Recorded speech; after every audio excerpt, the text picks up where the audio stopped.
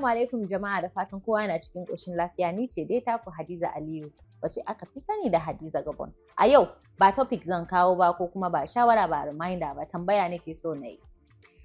Yawanci za ku gana cewa wane ina da aboki, ina da best friend namiji, ko kuma mace ta ce namiji ya ce yana da best friend ɗin shi mace. Kun yarda da cewa akwai abokantaka tsakanin mace da namiji? Babu wata sulkulle ake cewa ko surkulle? Gaya min ra'ayinku, ku rubuta a comment section. Kun yarda? Do you believe in ƙawance tsakanin mace da namiji? Ina jiran amsa.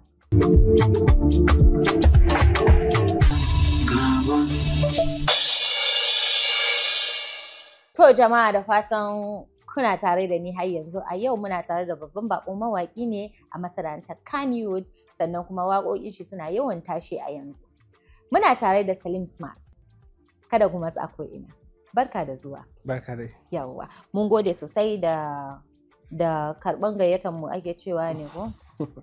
Da amsan gayyatar mu. Ni ma na gode. Yawwa. Salim Smart. Ana ce maka Salim Smart. Bana tunanin mutane sun san cikakken sunanka, ko za ka iya gaya mana menene cikakken sunanka? Assalamu alaikum warahmatullahi ta'ala barakatuhu. Wa alaikum salam. Sunana Salim Sadiq.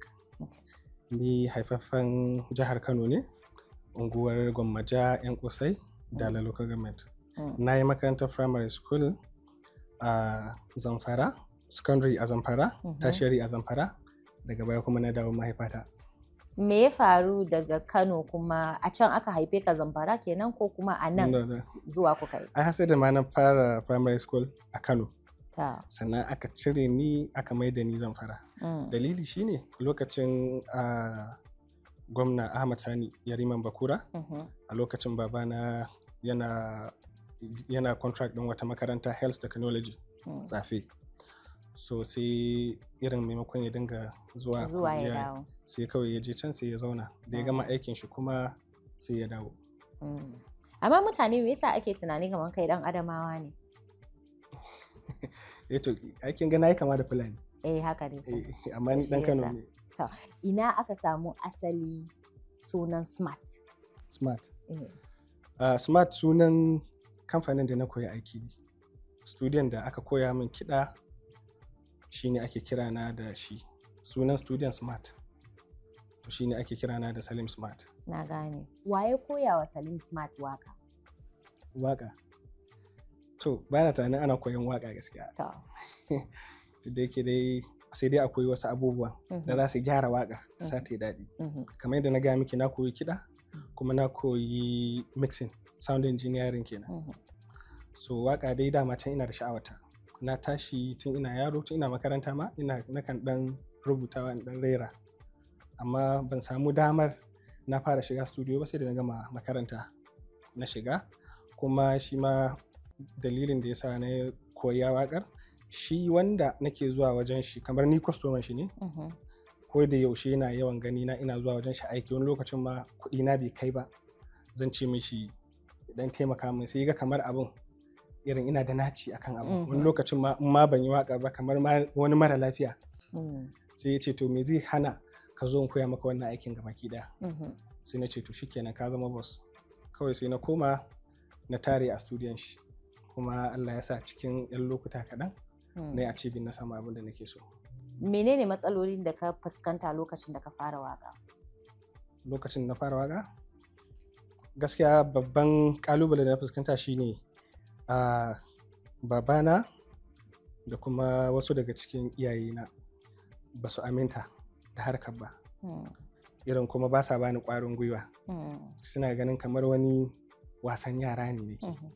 Saboda ko da yaushe idan na je gida za su ji ina waka, ina yin irin wasu abubuwan, sannan kuma ina kallo haka a fim, ko waka aka zo aka yi, ko irin sa waƙoƙin Hausa aka yi a fim, irin fim aka yi irin sa waka Hausa. Bayan fim din ya ƙare sai na dawo da daidai inda wakar take, na sake kalla. So duk da haka dai su ba su fahimci irin abin ya shiga raina sosai ina kaba. Kuma da na fara din ma sun dai bani dai dama na tafi, amma dai ba sa bani irin ƙwarin gwiwa.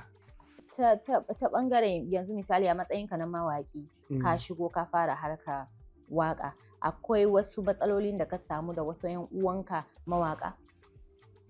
'Yan uwana mawaka? Daga lokacin na fara waka zuwa yanzu? Gaskiya ba za a rasa ba, amma ni ba wasu matsaloli ne wanda suka dame ni ba. Saboda me yasa na ce ba su dame ni ba, lokacin da zan fito in fara waka na sa wani abu a zuciyata cewa bayan na ɗauki ta passion sannan kuma fa nema ne zan tafi, saboda na ga mawaƙan mu na dauri inda suka achieving wasu abubuwa. So sannan kuma shi nema idan zaka fita zaka sa wani abu a zuciyarka cewa idan ka fita nema duk inda ka je zaka yi rayuwa ne da mutum biyu, zaka yi rayuwa da masoyi, zaka yi rayuwa da maƙiyi. Zayafo duk wanda ya zo maka ka karɓe shi hannu biyu matsayin kaddara ne, ka rungume shi. Sannan kuma ba zai maka abin da Allah bai maka ba. So kawai ni na ɗaura cewa idan na shiga waka zan yi rayuwa da masoyi, zan yi rayuwa da maƙiyi. Sannan kuma duk wanda ya zo mun za mu tafi. To jama'a za mu je mu dawo.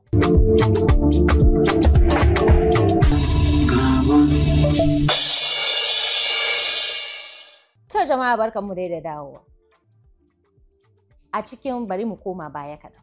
Lokacin da ka fara waƙoƙi, wacce waƙa ce ka fara yi? Kuma a wace shekara ka yi ta? Lokacin da na fara waƙa shekarar 2013 ne na fara waƙa. Sannan kuma waƙar da na fara yi a waƙar siyasa ce. Amma ban buga ta a studio ba. Followed by waƙar Yabon Manzon Allah sallallahu alaihi wasallam. Ita kuma ita ce na fara shiga studio na buga. Bayan na yi ta a wancan lokacin da muryata ban samu ƙwarewa ta tsaya ba. Sai kuma na sake dawa sai na sake maimaita ta a 2022. Ko za ka iya rera mana kaɗan daga cikin waƙar? Mai girman matsayi annabi mai ɗimbin daraja, da sanka muke kwana rasul kai ne jigonmu. Ta mun gode. Mun yi magana, ka yi magana akan waka, ka yi magana akan wakan siyasa. Akwai ɗan abubuwan da suke faruwa. Kaga yawanci waƙoƙinka na soyayya ne da sauransu. Ba na tunanin waƙoƙin da kai na siyasa suna da yawa, amma wasu daga ciki ana gani kamar ana ganin gaba-gaba, musamman a Adamawa. Ana yawan ganin hotuna, so ana gani kamar waƙoƙin siyasa guda nawa kai, amma ga kanan kullum kana wurin Atiku. Menene alaƙarka da wannan wurin? Kuma yaya kai ka iya shiga wannan wurin? Saboda akwai mawaƙa misali da suka riga ka shigowa. Wace irin kai rawa ka taka ka kai wannan matsayin da su ba su taka ba? To alhamdulillah, gaskiya ganina da ake yi a gidan mai girma wazirin Adamawa, wannan ba ni na kai kaina ba, kusan in ce boss dina mai gidana Dr. Salim Aliyu, kusan ita ce kafata kuma ita ce idona a gidan, ita ta kai ni kuma har na samu nasarar ganin shi. Kuma babban dalilin da ya sa na gan shi har ake gani na yau da gobe a gidan, wato akwai wani abu da ya faru zuwa na farko gidan mai girma wazirin Adamawa. Normally ba na waƙa siyasa gaskiya, kuma waƙoƙi na dama na soyayya ne, kuma in fact ba ni da ra'ayin yin waƙoƙin siyasa ko kuma shiga cikin 'yan siyasa. Me yasa?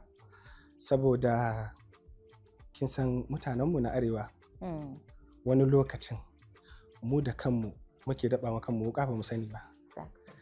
Wato kasancewar yawan irin zagin 'yan siyasa da ake, irin yawan zagin su da ake, kana ji kuma kana gani, za a zaga a gaban ka, za ka kalli waya, za ka kalli ina ne, ana musu wata fassara ta daban cewa ai kansu kawai suke so da 'ya'yansu da waye, in sun yi mulki ma ba irin ba sa adalci, ba ta mutane suke ba. Amma kuma lokacin da na je na ga mai girma wazirin Adama, gaskiya zuciyata ta karaya, kuma na yi istighfari kuma na neme shi yafe mu. Saboda abin da na gani ya sha bamban da abin da mu mutanen mu suke faɗa. Wai duk wani ɗan siyasa ana mishi kallon maci amana wanda kawai kanshi yake bukata. Amma ni zuwa na farko da ya tambaye ni harkar waka, me kake yi harkar waka domin ka taimakawa ƙasarka? Wani irin abu yanzu ka samu wanda kake taimakawa mutane. Mutum nawa ne yaranka? Ni fa irin tambayoyin da ya min kenan. To daga wannan tambayoyin sai na ji zuciyata ta karaya sosai. Sai na ce mishi ranka daɗe ina waka kuma ina da yara. Wani irin yara ne a studiyon ka? Na ce masa su biyu ne. Kawai zuwa studiyon ka suke, suna da nawa kake ba su? Na ce ranka daɗe ina da biyan su albashi daidai yayin da za su iya rike kansu. Ya ce to yanzu in ka samu kuɗi me za ka yi domin ka taimaka wa ƙasar ka? Sai na shiru na rasa me zan ce mishi. Kawai sai na ce mishi ranka daɗe insha Allah zan hau hanyar da kuka hau. Duk yanda naga kana yi dan ka taimaka wa ƙasar ka, ni ma zan yi kwafi daga gare ka. Sai ce to shikenan Allah ya taimaka. Da ya ce Allah ya taimaka ya tafi. Bayan na tafi sai na zauna ne ta nazari akan irin maganganun da ya faɗa min. Na ga to me zan yi in tabbatar mai da lalle ina wannan abu.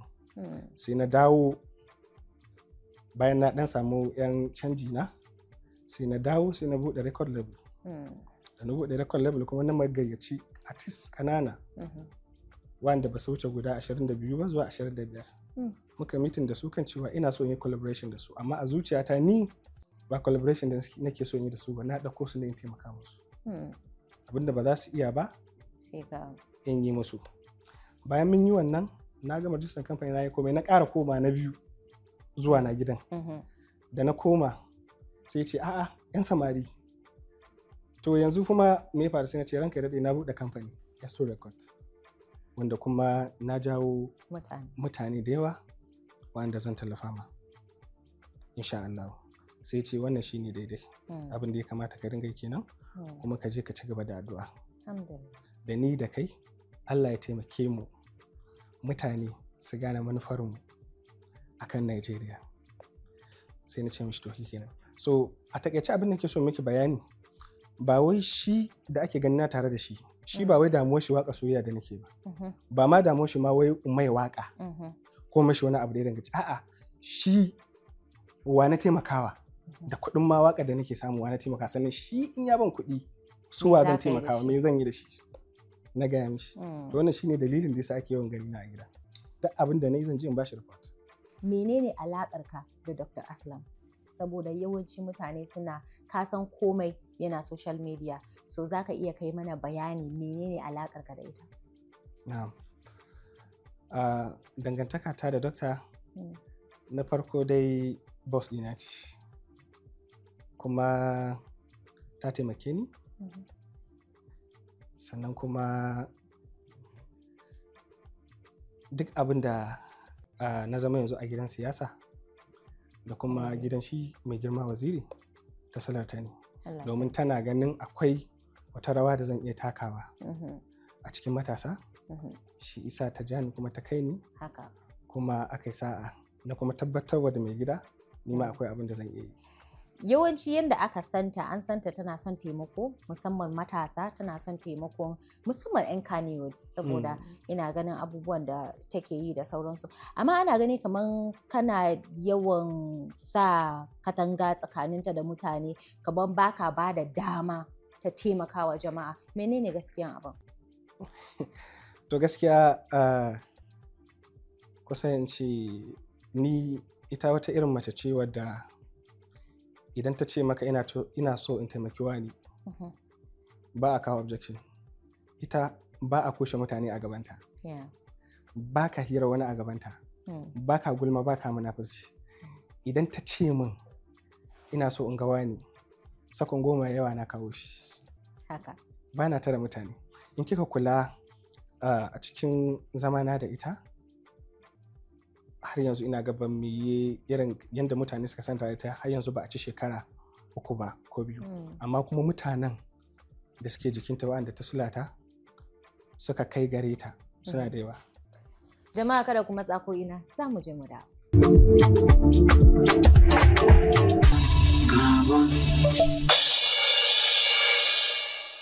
To jama'a, da fatan dai kuna tare da mu har yanzu. Za mu ci gaba. Na'am. Ana yawan ganin ka a kasashen waje, kuma wani abu ne da misali ba a saba gani sosai ba, musamman a harkar nan namu. Yawanci wa'anda ake gani a waje yawanci mata ne, and kuma mazan ma few ne. Akwai wata sana'ar da kake yi bayan waka? Gaskiya ne. abin da ke kai ni kasashen waje business ne. Kuma business da nake ya danganci foreign abubuwa. Ina yin sana'ar interior design, interior decoration, any kind of furniture interior. Da kana kawowa. Muna kawowa. Masha Allah. So irin wannan abubuwan suna fitar da ni, kuma sannan idan na fita waje ta silar wannan business din, again ina duba kuma ina zuwa in yi bincike bangaren sana'ata, wani irin abu ne muke da bukata a masana'antata, ko kuma ce a industry na waka wanda babu shi, in yi kokari in kawo shi. Menene kake tunani ake bukata a industry a yanzu, musamman ta fannin waka da ka kawo? Abin da nake shirin kawo a fannin waka shine akwai management. Because in kika duba za ki ga most of mawaƙanmu na arewa yanzu ba mu da management. And da rashin wannan management din kuma yana dan taɓawa. So ina tunanin wannan abun babu shi, kuma akwai shi din mutanen ba su waye da shi ba sosai. So na yi haɗin gwiwa da wasu mutane da kuma wasu kamfanowa da za su riƙa mun mu kawo abin insha Allah cikin sauƙi, in Allah ya ba mu sa'a mu tabbatar da shi. Kana da sha'awar yin acting ko kuma kawai a waƙar ka zaka tsaya? Kai, wai in fito a fim? No. To me dalili? Me bambancin waƙa da fim? Bambancin waƙa da fim? To, ni da a waje na bambancin waƙa da fim shine ita waƙa abu ce wadda take ta har abada, ba ta da takaitaccen lokaci, ba a daina jinta. Amma fim yana da yayi. Amma ana daina jin mawaƙi. Ana daina jin mawaƙi, amma ba a daina jin waƙar ai. Ko an daina jin Shata? Haka ne kuma. An daina jin Sani Sabulu? To ba a daina jin waƙa. Haka. Sannan fim ana ajiye shi kwata-kwata a daina kallon shi. Haka. So shi ne dalilin ka na rashin yin fim? Kwarai da gaske. To jama'a, za mu je mu dawo.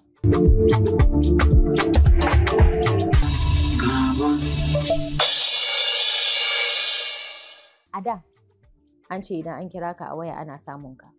Masoyanka, wa'insu mutane ma idan suna neman ka kai musu aiki ana samun ka a waya. Yanzu an daina samun ka a waya. Ana gani kamar ko ma an neme ka an same ka din ba lallai ka yi wannan aikin ba, ko watakila kuɗin da za su biya ka ba za ka iya karba ba. Menene gaskiyar lamarin? To, ana samu na sosai a waya a da, a yanzu ma ana samu na sosai. Sai dai kin san akwai yanayi na damuna, hadari. Yana tara network. Wani lokacin kuma wani yakan bugo a rashin sa'a kana waya ko kana aiki, wanda in baka samu damar daga kiran shi ba wannan lokacin, abin ya zama abin magana. Wanda kuma normally ni ina bin miss call. Idan na zo ko da a ce ba a same ni a waya ba, naga miss call a waya zan kira, any kind of number zan kira. Idan na karuwa ne mu yi magana business, mu gama in kashi. Idan ba na karuwa ba ne gaisuwa ce mu gaisa. Amma gaskiya ana samu na a waya. Ko za ki kira yanzu?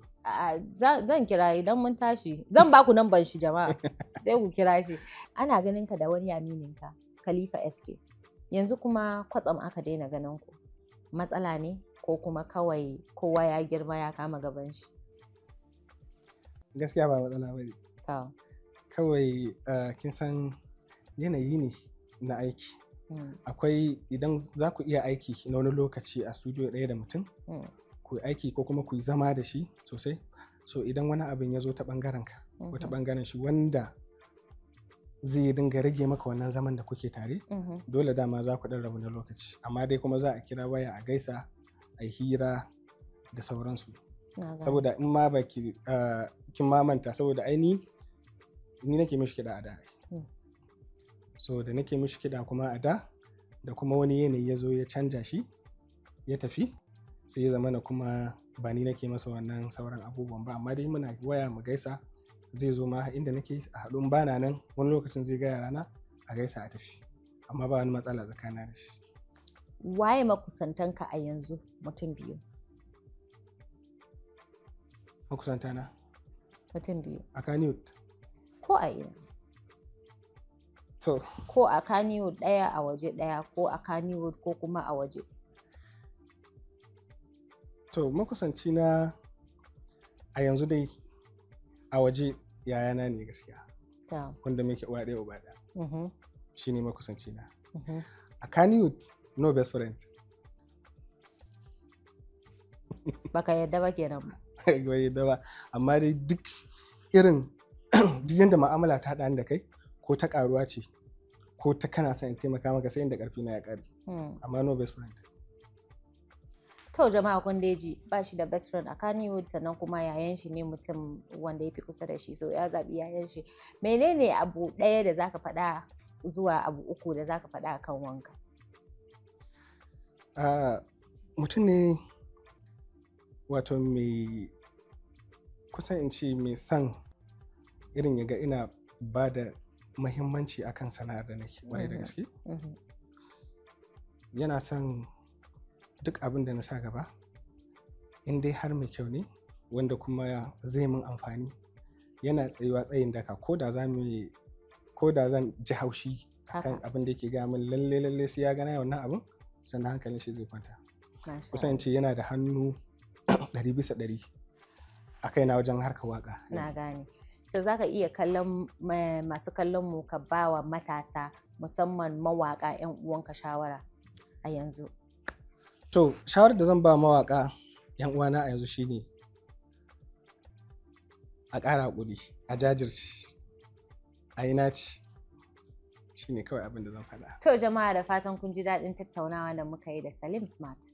Kada ku manta ku yi like, ku yi subscribing, ku danna mana ƙararrawa saboda ku san waye za mu kawo muku next. Salamu alaikum. That's our last part. Idan aka zo za a ɗan sa mana hannu saboda a tabbatar da cewa ka shigo nan. So za ka iya tsayawa daga nan. Ta banki ko kuma ta yarjejeniya? Ta banki saboda zan iya ɗauka. To ina zan sa? Ko ina. Za ka iya sawa a nan. A nan ai abin ne ka zo ɗan. Bari na sa inda ba za a gane ta. Nan zai. To shi kenan. Yawwa, sannan kuma akwai selfie. Okay. Da waya ta ko da wayanki? Ko da wayanka ba komai, duk ɗaya ne. Yawwa. To yau jama'a da waya baƙo za mu yi selfie. Da waya. Yawa gana a ƙasar Gabon. Yes. Mun gode sosai. So thank you so Mun much. gode. Thank you. To jama'a, da fatan kun ji daɗin tattaunawa da muka yi da Salim Smart. Kada ku manta ku yi like, ku yi subscribing, sannan ku danna mana ƙararrawa. Banda sace mini content.